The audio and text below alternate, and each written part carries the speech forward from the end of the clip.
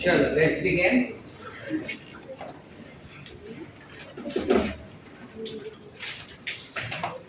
Previous lecture we got done understanding up till Monera. Let's go ahead with Protista.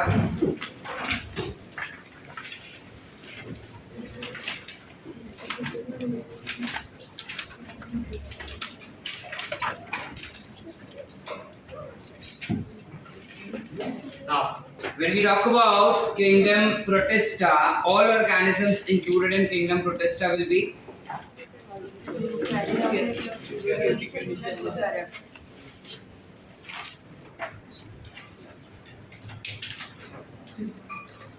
क्या बोलने का? हाँ.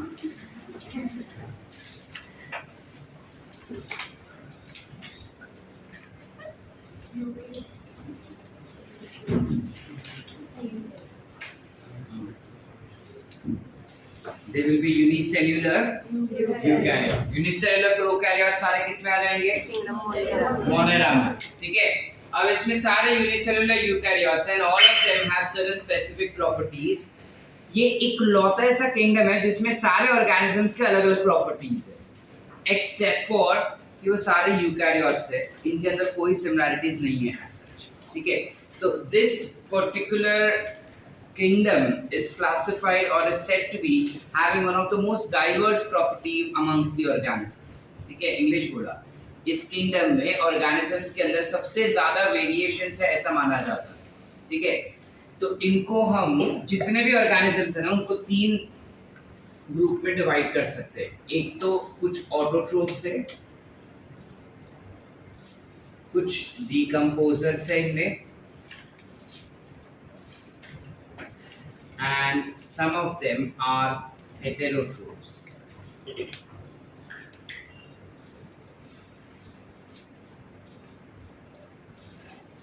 Are we clear? So when we talk about autotrophs, ये कौन होते हैं? So autotrophs में these are photosynthetic, pretty obvious. So autotroph में पहला example that we have are chrysophytes. Chrysophytes क्या होते हैं? क्राइसो मीनिंग गोल्डन, फाइट माने प्लांट. ये प्लांट गोल्डनिश कलर का होता है, so it is golden algae that you can call it as. इसके दो एग्जांपल है. You have diatoms and you have desmids. However हमारे सिलेबस में हमें सिर्फ डायटम पढ़ने हैं, desmids के बारे में कुछ नहीं जानना है. ठीक है. दूसरा example that we have is euglenoids. And third example that we have is dinoflagellates. Are we clear? ये तीन organisms के बारे में हमको जानना होगा जो autotrophic है and they belong to kingdom Protista. When we talk about decomposers, you have someone called as slime molds, which are included in decomposers. Slime molds क्या होते हैं ये हमको देखना होगा. नाम से पता चल रहा है कि थोड़े स्टिकी होंगे, और मोल्ड्स कहा है तो फंगस के जैसे होते हैं. ठीक है. हेटेरोट्रोफ का बात करते हैं तो इसमें it will include all protozoa. Protozoans यानी प्रोटो यानी प्रिमिटिव, जोआ या जोअन्स इज नथिंग बट एनिमल जैसे, प्रिमिटिव एनिमल जैसा वो बिहेव करेगा. ठीक है. तो जब हम प्रोटोजोन्स का बात करते हैं इसमें पहला एग्जांपल हमारे पास है ciliated protozoans. ठीक है. We have ciliated protozoans and these protozoans are basically all of them are parasitic. सारे के सारे प्रोटोजोन्स हमेशा पैरासाइटिक होते हैं, याद रखना ये चीज. ठीक है. जिनमें सबसे पहला एग्जांपल हमें पढ़ना है that is ciliated. So when we talk about ciliated protozoans, इसमें हमारे क्या है, उनको सारे मार्कर फेंक दो. So when we talk about ciliated epithelium, ciliated protozoans, you have paramecium as an example. नाम तो सुने होंगे. Yes or no? Yes. You have paramecium as an example, paramecium का अगर डायग्राम देखोगे ना तो कुछ ऐसा होता है, स्लीपर शेप का, कुछ ऐसे होते हैं, और इनके पूरे सेल्स के आसपास सीलिया होंगे कुछ ऐसे।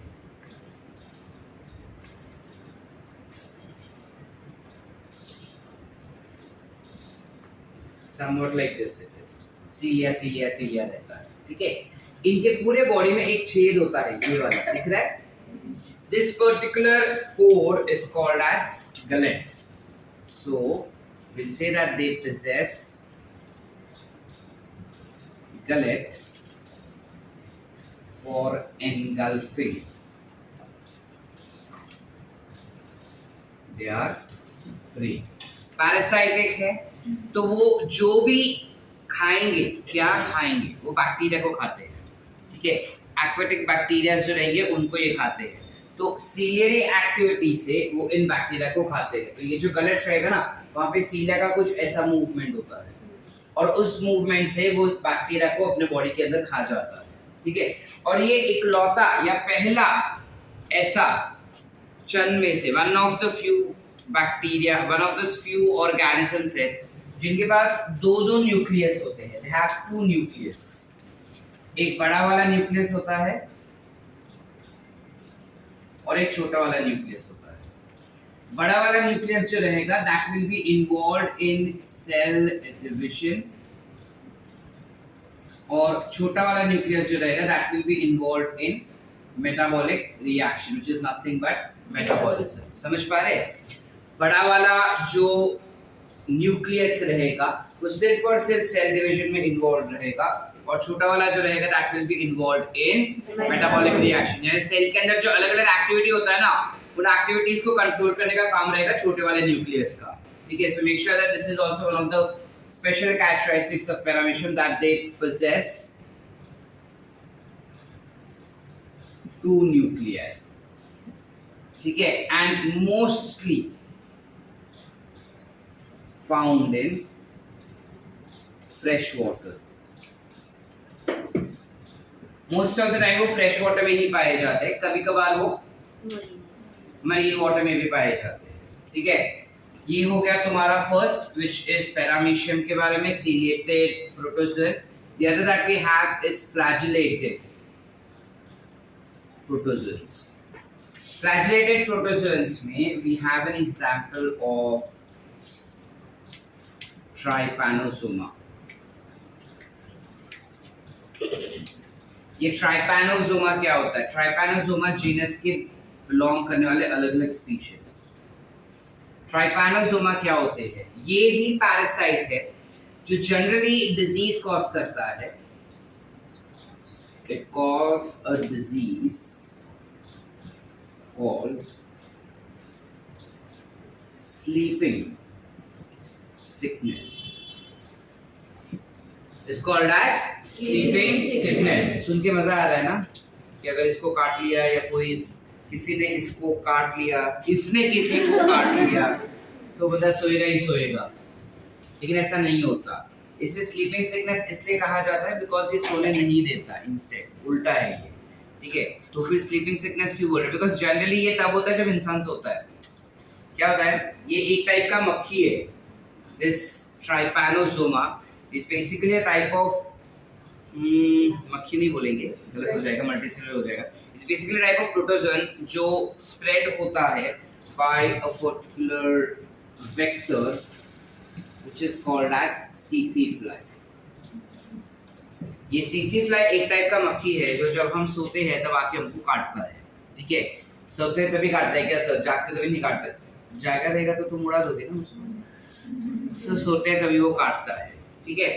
और जब वो काटेगा ना, उसके इंटेस्टाइन में बेसिकली ये बैक्टीरिया, ये पर्टिकुलर ऑर्गेनिज्म ग्रो होता है, और जब ये काटता है जहाँ पे भी उसके आसपास, इसका टेंडेंसी होता है कि जहाँ पे वो काटेगा ना वहाँ पे उसका सॉलिड एक्सक्रीटा भी छोड़ देता है। सॉलिड एक्सक्रीटा, सॉलिड वेस्ट, ठीक है। अब अगर कोई इंसेक्ट तुमको काटा है तो ऑब्वियसली तुम उसको मार के ये करोगे ना, इधर काटा तो तुम ये करते हो मारने के बाद उसको, ये सुनो। तो जब ये कर रहे हैं तब क्या होता है कि उसके आसपास जो उसका सॉलिड एक्सक्रीटा रहता है उसमें का थोड़ा सॉलिड एक्सक्रीटा उस छेद में चला जाता है जो उसने किया है काटते समय। समझ पा रहे कि नहीं समझ पा रहे? ठीक है, एक मक्खी आई, सीसी फ्लाई आई, इधर काटी, काटी तो छेद करेगी ना स्किन पे। स्किन पे जब उसने छेद किया रहेगा तो साथ में उसका सॉलिड एक्सक्रीटा छूट जाता है पीछे। तो सॉलिड एक्सक्रीटा हम जब ये करते हैं ना तो सॉलिड एक्सक्रीटा उसके अंदर चला जाता है, और जब सॉलिड एक्सक्रीटा उसके अंदर जाता है तो उसमें होते हैं trypanosoma that goes in your RBCs, and from RBCs they go to the lungs and they start multiplying and they infect your brain cells, leading to abnormal sleep wake cycles. Are we clear? Yes or no? Yes. So this is one. Other than this, you also have something called as amoeboid. Amoeboid यानी अमीबागी होंगे। इसका example हो जाएगा एंट amoeba histolytica. ठीक है, इसका example हो जाएगा क्या? एंट अमीबा हिस्टोलिटिका। ये एंट अमीबा हिस्टोलिटिका जो है ना, ये जनरली अपने को फ्रेश वाटर में दिखाई देगा या फिर मरीन वाटर में रहेगा, यानी एक्वेटिक हो सकता है, और they can be found on moist soil also. गीले सॉइल में भी पाया जा सकता है। They are generally infectious in nature. तो इन्फेक्शन किस में कॉज करता है? Intestine. They cause intestinal infection, जिसे हम कहते हैं अमीबियोसिस। क्या करता है? डायरिया, डिसेंट्री, जुलाब। ठीक है, सो डायरिया या डिसेंट्री टाइप अबनॉर्मलिटी करता है, इनडाइजेशन करता है बॉडी में, which is amoeba does that particular thing. Apart from that, amoeba का अगर तुम स्ट्रक्चर देखने जाओ ना, तो उसका सेल कैसा होता है वगैरह, तो उसके पास सेल वॉल नहीं होता। It lacks cell wall but then it has silica shell. जब अनफेवरेबल कंडीशन रहता है ना, तो वो उसके आसपास सिलिका का शेल बना देता है। ठीक है, and its movement will be by pseudopodia. ये हमको पता है ऑलरेडी। तो इसका जो बॉडी मूवमेंट होता है वो हमेशा बाय सूडोपोडिया होता है। We know what is pseudopodia? बचपन में पढ़े थे हम, पता है अमीबा के बारे में। कुछ ऐसा रहेगा वो अमीबा, और अगर खाना इधर रहेगा तो वो उसका शेप कुछ ऐसा चेंज कर देता है, और फिर बाद में वो उसको एनगल्फ कर लेता है। याद आ रहा है? ये बेसिक चीज है, हम बचपन में पढ़ चुके हैं। तो ये जो मूवमेंट उसका हुआ उसे हम कहते हैं सूडोपोडिया। फॉल्स फीट, पोडिया मतलब फीट, सूडो माने false. So this has false feet for its engulfment as well as motility. याद क्लियर है? अरे जाग रहे क्या? Everyone? You have one more example for protozoans. यहाँ पे लिख रहा हूँ मैं, ठीक है? एक और एग्जाम्पल प्रोटोजोन का जो हो जाएगा, that will be sporozoans. Sporozoans में you have an example of Plasmodium species.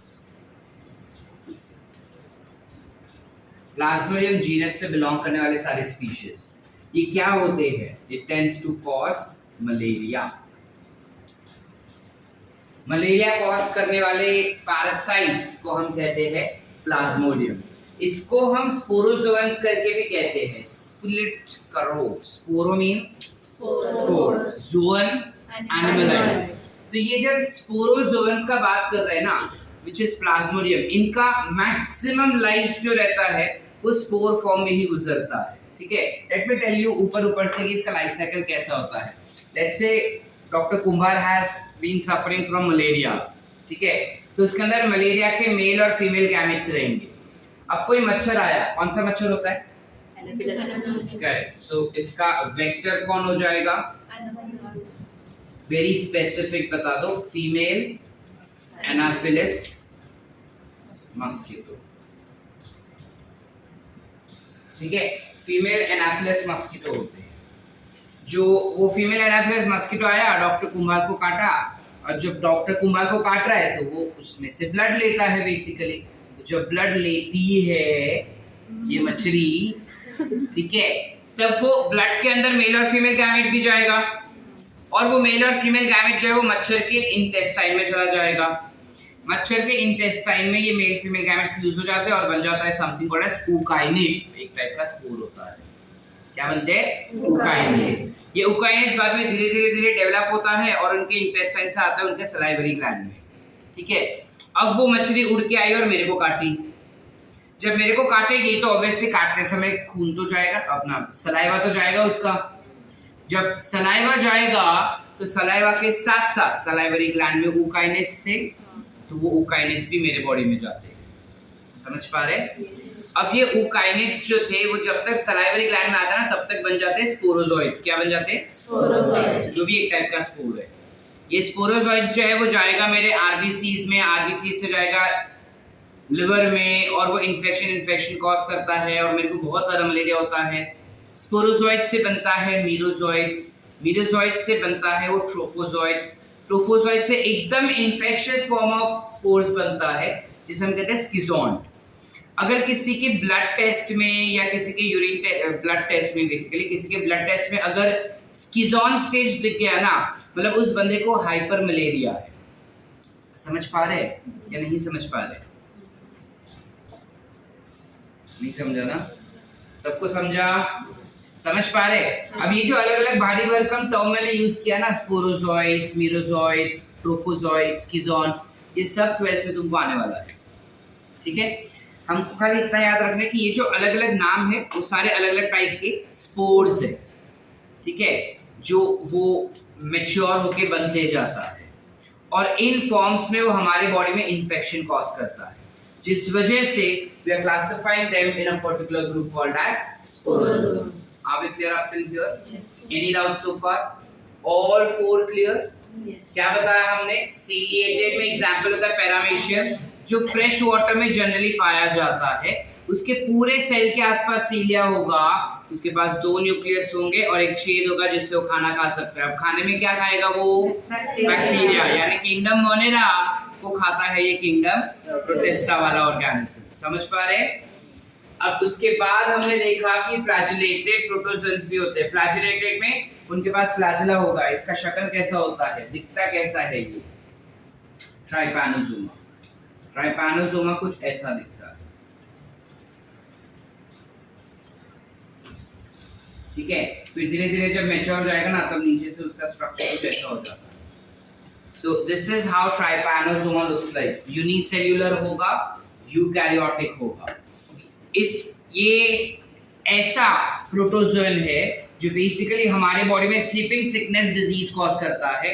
To be very specific, इसको हम अफ्रीकन स्लीपिंग सिकनेस कहते हैं। व्हाई? बिकॉज अफ्रीका से ओरिजिनेट हुआ है। ये सारे गंदे गंदे पदार्थ सब अफ्रीका से ही निकलते हैं। ठीक है, सो अफ्रीकन स्लीपिंग सिकनेस कहते हैं हम इसको। Why do we call it as sleeping sickness? Because generally ये disease जो है वो नींद में होता है, and apart from that it tends to imbalance your sleep-wake cycle. Are we clear? Who spreads this particular disease? CC fly. Who spreads this disease? Vector कौन है इस disease का? CC fly. आदित्य, तो ATP क्यों बचा रहे बेटा? गला दुख रहा है? क्या खाए थे? आइसक्रीम और coffee? Call it as CC fly. Apart from that, you have amoeboid. Amoeboid में example will be ant amoeba histolytica, which is nothing but amoeba itself. ठीक है, ये जो अमीबा होते हैं वो जनरली फ्रेश या मरीन वाटर में पाए जा सकते हैं या फिर मॉइस्ट सॉइल में भी। मॉइस्ट सॉइल में जगह है सुशांत? मॉइस्ट मतलब क्या? मैत्रे मॉइस्ट मतलब थोड़ा पानी रहेगा। ठीक है, पूरा गीला नहीं रहेगा, तो थोड़ा पानी रहता है। ठीक है, उसे मॉइस्ट कहते हैं। तो ऐसे मॉइस्ट सॉइल में भी वो पाया जा सकता है। जब नहीं पता है तो पूछ लिया करो बेटा। फर्स्ट बेंच पे तुमको ऐसे खाली एसी खाने के लिए नहीं बिठाया। क्लियर है? इसके अलावा ये हमारे इंटेस्टाइनल इन्फेक्शन कॉज करता है जिसे हम कहते हैं अमीबियोसिस, जहाँ पे वो इंडाइजेशन करता है या फिर हम कह सकते हैं कि diarrhoea, dysentery type infection cause कर सकता है। जनरली जब ये स्प्रेड होगा ना, इट्स अ फूड बोर्न या फिर water borne disease. that it tends to cause. ठीक है, it will have under unfavorable climatic condition, it will have silica shells present around its body and it will have pseudopodia for its movement. Any doubts? चले आगे. Cut to. जब हम sporozoans का बात करते हैं, इसके बारे में हमने क्या बताया कि स्पोरोजोन्स का पूरा जिंदगी स्पोर फॉर्म में ही गुजरता है. Malaria being the one of the best disease causing organism, which is nothing but Plasmodium. Plasmodium जो है वो मलेरिया कॉज करता है और प्लाज्मोडियम पूरा जिंदगी स्पोर फॉर्म में बिताता है. ठीक है, प्लाज्मोडियम को स्प्रेड करने वाले वेक्टर का नाम हो जाएगा female anopheles. Are we clear? Any doubts with protozoans? All clear? लिखिए. Next that we have is slime moulds. ये स्लाइम मोल्स क्या होते हैं? एसिड स्टिकी होते हैं, यूनिसेल्युलर होते हैं. ये unicellular organism tends to form a long, sticky, filamentous structure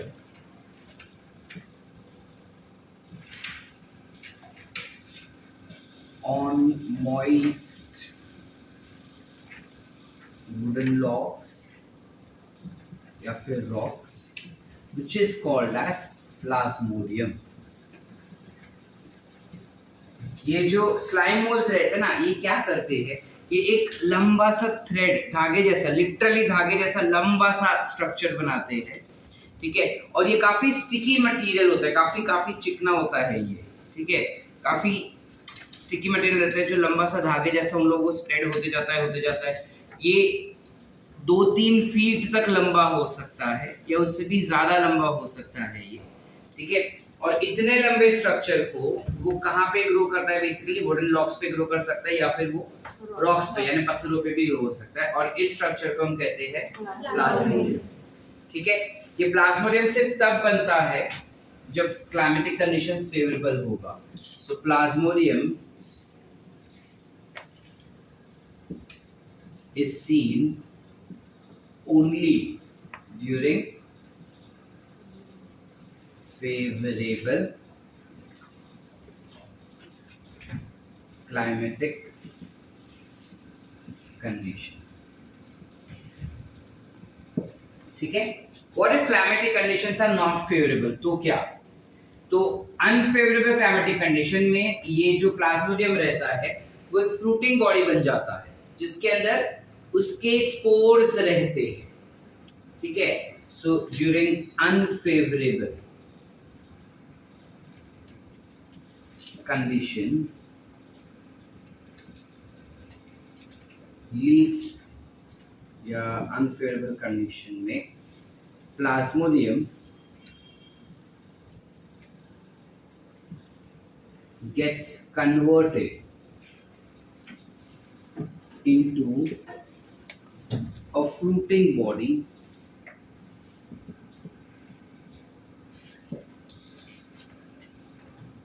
that is containing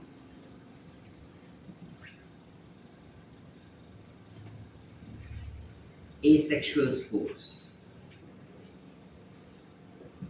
That will be containing asexual spores. ये जो spores रहते हैं ना, these are true spores containing cellulosic cell wall. What do we understand by cellulosic cell wall? Cell wall जो है cellulose से बना रहता है इन स्पोर्स का. तो इनके पास सेल वॉल होता है कैसा? स्लाइम मोल्स के पास नहीं. स्लाइम मोल्स के पास एज सच सेल वॉल नहीं होता. जब वो स्पोर बनता है तब उसके आसपास सेल वॉल बनता है और वो सेल वॉल जो रहेगा वो सेल्यूलोज से बना हुआ रहेगा. ठीक है, अब जैसे ही कंडीशंस अनफेवरेबल हो रहे हैं तब क्या हो रहा है? हमने कहा कि वो लंबा जो प्लाज्मोडियम है ना, ये प्लाज्मोडियम खुद ही फ्लोटिंग बॉडी बना लेता है और उसके अंदर सारे एसेक्सुअल स्पोर्स भर देता है. ठीक है, जैसे ही क्लाइमेटिक कंडीशंस फेवरेबल हो जाएगा ये फ्लोटिंग बॉडी जो वो ब्लास्ट हो जाएगा और अंदर के सारे स्पोर्स हवा के माध्यम से जमीन पे गिर जाएंगे। जैसे ही जमीन पे गिरते हैं फिर इससे फेवरेबल क्लाइमेटिक कंडीशंस मिलेगा, तो ये स्पोर्स जो वो जर्मिनेट हो जाएंगे और वापस से प्लाज्मोडियम बनाना शुरू करेगा। समझ पा रहे हैं? सुशांत कहते हैं नक्की क्या बोला मैं?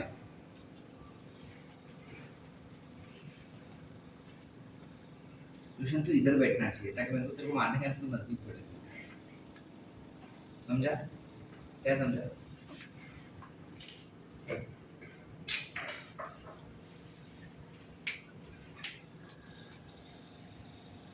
बोलो क्या समझा?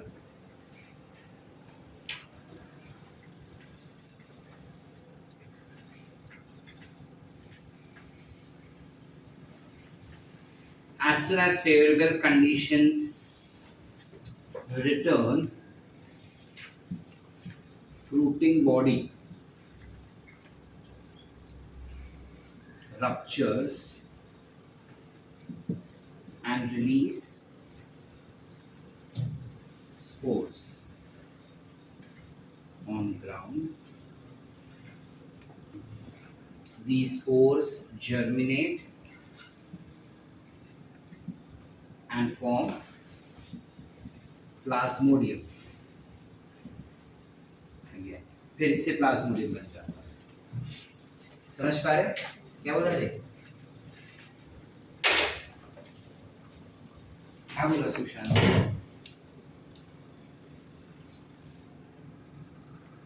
ध्यान किधर रहता है? क्या बोला मैं? सुशांत समझा कि नहीं समझा? हाँ तो बोलना कि सर नहीं समझा, फिर बताओ।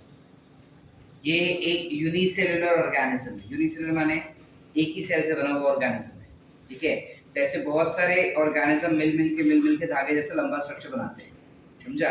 इसलिए लंबा स्ट्रक्चर स्टिकी होता है। स्टिकी का लंबा काय म्हणतात? चिकट असतं हे, ठीक है। आणि कुठे किधर दिखता है ये, किधर ग्रो होता है? तो गीला लकड़ा रहेगा या फिर जो पत्थर रहते हैं उसके ऊपर ग्रो होता है, ठीक है।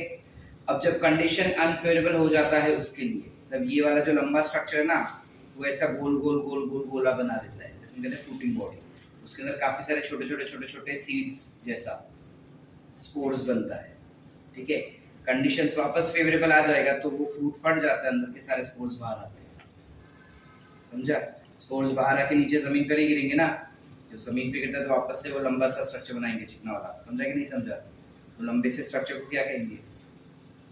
प्लाज्मोडियम। क्या कहेंगे? ध्यान इधर रखने का, अगर कहीं और नहीं भटकाने का। क्लियर है everyone?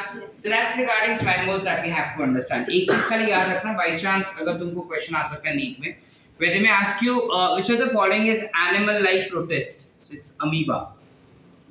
Which of the following is fungus like protist? Slime moulds.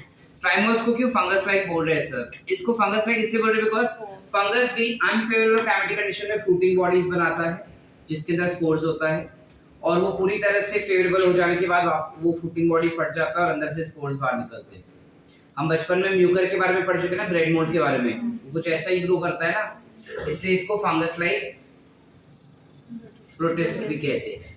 और प्लांट लाइक प्रोटिस्ट में डायएटम्स आ जाते हैं या क्राइसोफाइट्स आ जाते हैं। Are we clear? लिखें फटाफट। ऑटोट्रोफिक प्रोटिस्ट में सबसे पहले जो अपन पढ़ते हैं that will be diatoms.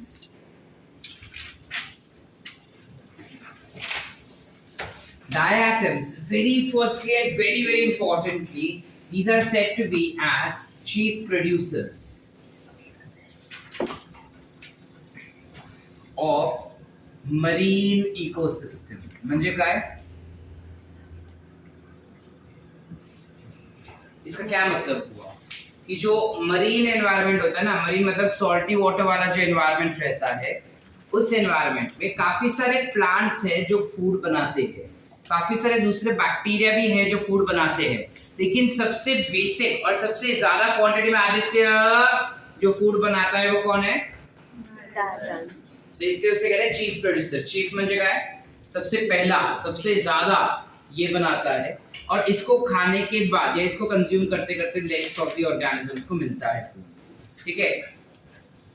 Diatoms generally have two cell wall which are overlapping, एक के ऊपर एक होता है, and composed of silica.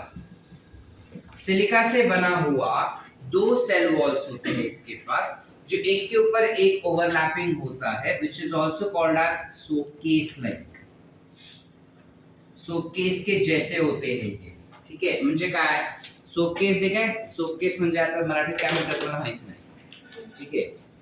Piers नहीं शोकेस पता है। ऐसा एक नीचे सेल वॉल होता है, ऐसा एक ऊपर सेल वॉल होता है, ये सिलिका से बना हुआ है, ये भी सिलिका से बना हुआ है, ठीक है, ओवरलैपिंग।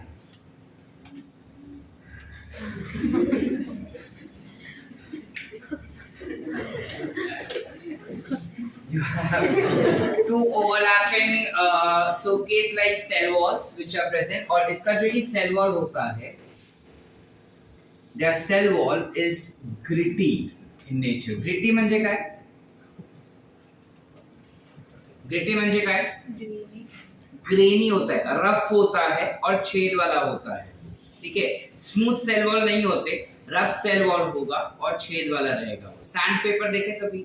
सैंड पेपर पता है क्या होता है? मातीचा पेपर। अरे सैंड पेपर काय म्हणतात मराठीत? सैंड पेपर कैसा रफ होता है, कुछ वैसा होता है, ग्रिटी होता है, स्टोनी रफ एकदम।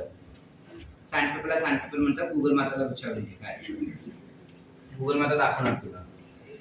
इसका सेल वॉल ग्रिटी होता है, cell wall is gritty and non destructible, मतलब इसके सेल वॉल को तुम तोड़ नहीं सकते, ठीक है। तोड़ नहीं सकते मतलब क्या कि ये जो ग्रिटीनेस है ना वो नहीं टूटता, जिस वजह से जब ये मर जाते हैं ना during fossil formation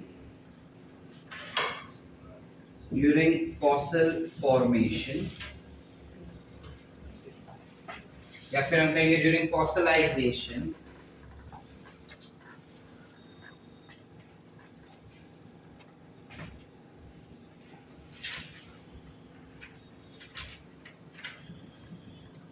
this silica cell wall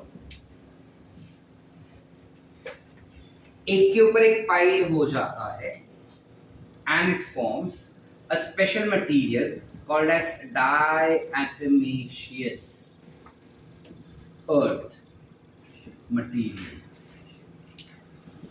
It forms diatomaceous earth material.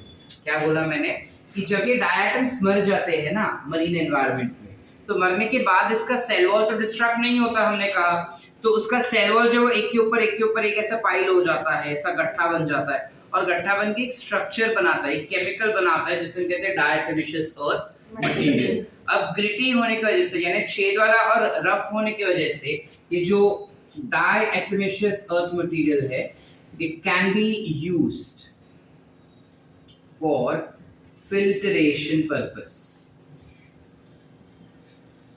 और पॉलिशिंग पर्पस। तो जब हम बोल रहे हैं कि वो फिल्ट्रेशन में इस्तेमाल किया जाता है, किस चीज का फिल्ट्रेशन वो कर सकता है? किसी भी चीज का, वो सिरप का फिल्ट्रेशन हो सकता है, वाटर का फिल्टर हो सकता है, ऑयल फिल्टर हो सकता है, मिक्सचर ऑफ फ्लूइड्स का फिल्ट्रेशन हो सकता है, किसी का भी फिल्ट्रेशन हो सकता है, ठीक है।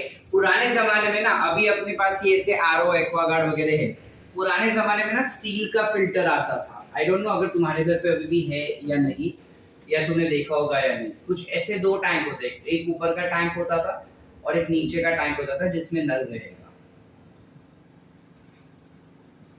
ठीक है। अब सिनेरियो क्या होता था कि यहाँ पे ना कुछ ऐसा सिलिंड्रिकल स्ट्रक्चर रखते थे which was gritty, which was nothing but diatomaceous earth material से बना हुआ स्ट्रक्चर, जिसे हम कहते थे कैंडल। ये जलता था क्या? नहीं है बाबा। उसका शेड कैंडल जैसा रहता था, इससे कैंडल कहते थे। यहाँ पे हम पानी भरते थे, we used to add water and store water over here. Water जो है वो इस ग्रिटी मटेरियल से फिल्टर होते होते होते होते नीचे कलेक्ट हो जाता था यहाँ, and then we used to drink it from the tap. ठीक है, तो that's how diatomaceous earth material can be utilized for filtration purposes. Are we clear? Yes or no बेटा? Yes. मान से अपना श्रुति करते.